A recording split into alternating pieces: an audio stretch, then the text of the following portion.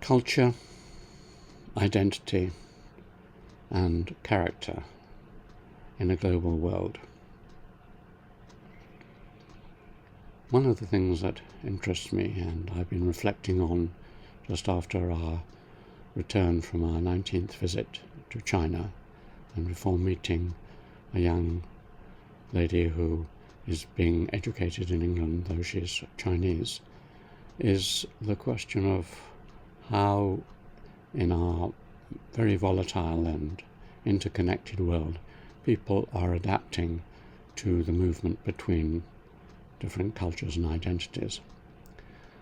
Obviously this is not anything new. For thousands of years human beings have mixed and mingled and had this problem, and I have experienced this personally in various ways. For example, my family were extended over much of the British Empire during the last 250 years and settled and sent their children home and moved around between different parts of the world. So they had faced this, as had other empires and other peoples. In my own personal experience, I was born and spent my first 5 years in Assam in India, then came home to an English boarding school, and since then, as an anthropologist, I've travelled all over the world and experienced and watched people adapting. So it is an old problem, but it may be true to say that the fact that the world has expanded in numbers and in interconnectedness with better communications and for other reasons over the last century or so has increased the interest in this problem. When thinking about how young people and older people adapt in this way, I'm beginning to see that we need to separate three different levels. One level is the level of what you might roughly call culture. That is a whole set of rules, knowledge, expectations, ways of behaving, which you learn quite consciously, rather like a language. It is a language in its own way. So these cultural rules extend to things like eating, walking, marriage, even beliefs and religions. It's a very wide field, and these cultural fields are ones which anthropologists study and contain much of our life and thought. To a large extent, these cultural fields are ones which can be multicultural. You can be someone who appreciates the culture of different places, and when you move from one to another, you adapt to them. So when in Rome, do as the Romans do. So you eat the local food, you dress in the local dress, you behave within the cultural rules of that culture, and then when you go home, you go back to another one. And within many countries now, you have cultural oases or pools. So parts of the great cities are basically in their culture Chinese or Indian or whatever it is.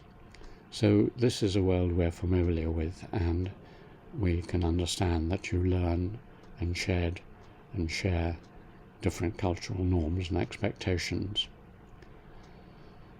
A second level is the level of identity. Who am I, fundamentally?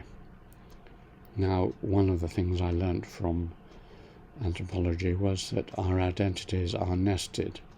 That is, they are contextual, and your identity depends on who you're talking to and relating to.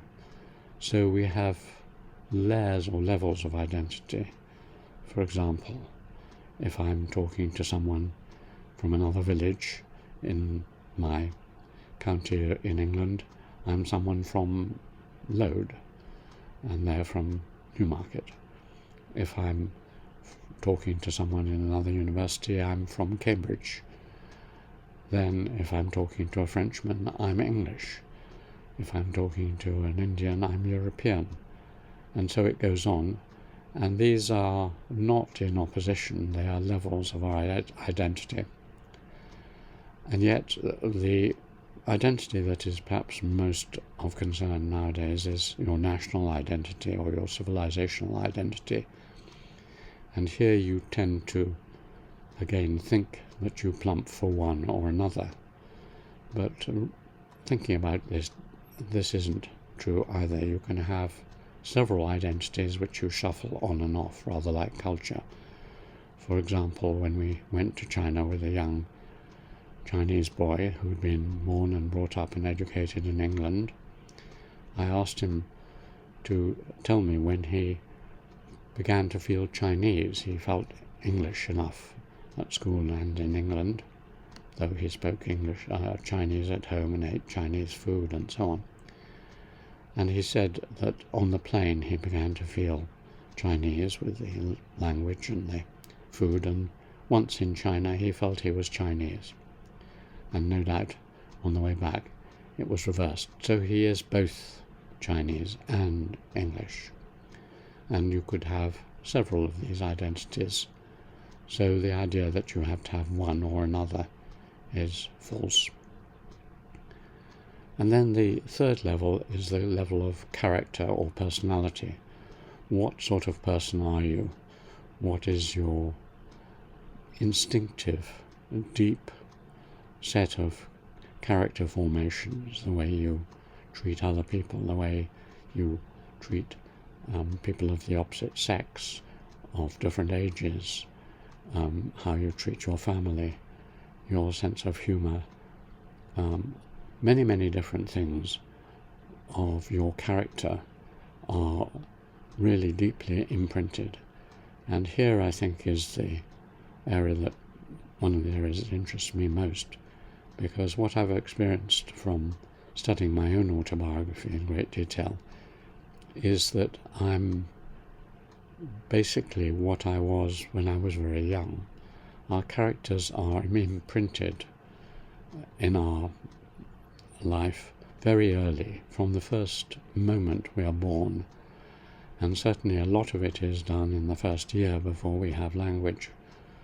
And by the age of 10, the latest, I reckon I was 80% or more of what I am now in terms of character.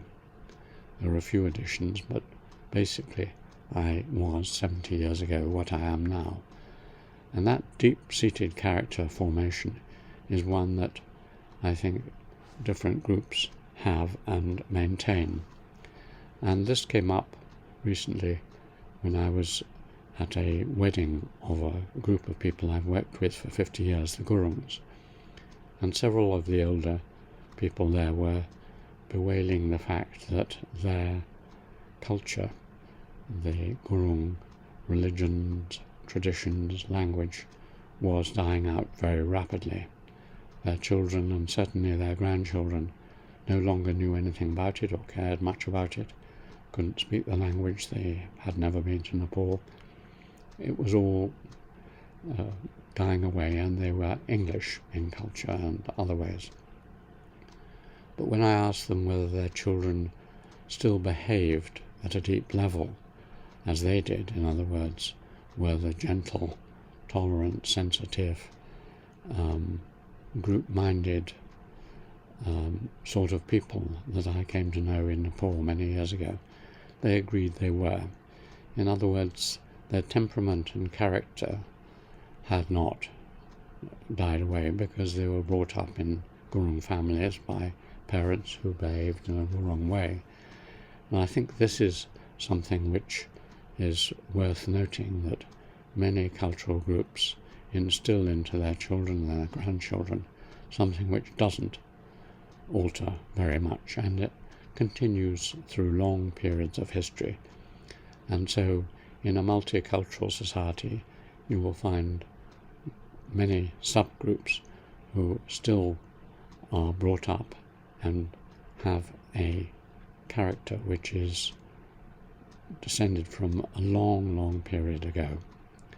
And this also probably applies to civilizations as Asia becomes more like Europe in many surface characteristics, that is to say in terms of technology, science, education, medicine. It's the character of the people that I've noticed hasn't really changed. When I meet them, they are the same sort of people I met 25, 30 years ago before all this happened, and they are very similar to the people who I work with in the Himalayas and who came down from China. So character tends to be passed on from generation to generation, whereas culture is a game you learn, and identity is something you shuffle on and off as appropriate.